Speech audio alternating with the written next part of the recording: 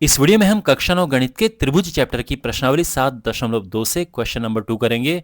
यहां पर त्रिभुज एबीसी है, एडी भुजा बीसी पर लंब समद्विभाजक है। ओके, लंब समद्विभाजक ध्यान रखना। तो इसका मतलब कि ये लंब तो है ही, यानी ये 90-90 बना रहा है, और साथ में समद्विभाजक है, यानी ये और ये बराबर है। ये एडी जो है बीसी का लंब समद्विभाजक है, यानी लंब तो है ही, ये 90-90 बना रहा है, लेकिन समद्विभाजक भी है, दो बराबर हिस्सों में बांट रहा है। ओके, दर्शाइए कि त्रिभुज एबीसी एक समद्विबाहु त्रिभुज है। यानी हमने ये सिद्ध करना है कि ये एक समद्विबाहु त्रिभुज है जिसमें ए बी बराबर ए सी है। तो बेसिकली हमने ये चीज सिद्ध करनी है, हमने सिद्ध करना है कि ये और ये बराबर हैं। अब कैसे होगा? तो यहां पर देखो, ये है भुजा, क्वेश्चन में दी है बराबर है, तो ये ठीक है।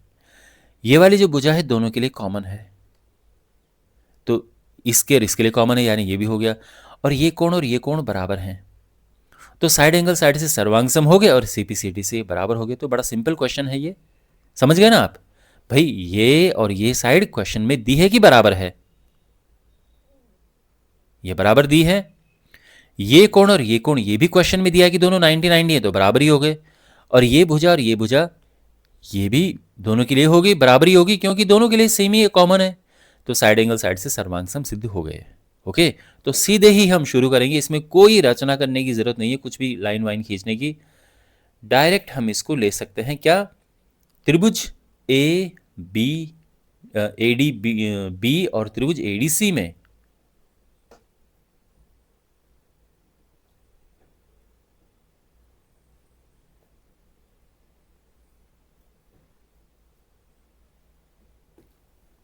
अब इसमें क्या क्या है देखो। तो सबसे पहले यहां पर हम ये कह सकते हैं कि बी डी बराबर सी डी।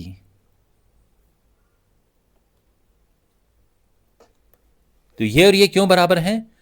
क्योंकि क्वेश्चन में दिया है, चूंकि जो एडी है बीसी का लंब समद्विभाजक है, और साथ में कोण ए डी बी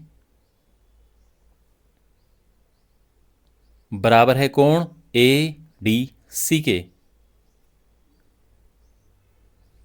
और ये भी हम कह सकते हैं कि दोनों 90-90 अंश हैं, या हम कह सकते हैं कि ये दिया है, या सेम कारण में नीचे लिख सकते हैं, हम ये भी कर सकते हैं, ठीक है ना? तो बात एक ही है। और फिर एडी दोनों के लिए कॉमन है, तो एडी बराबर एडी, और ये दोनों के लिए कॉमन है, यानी उभयनिष्ठ।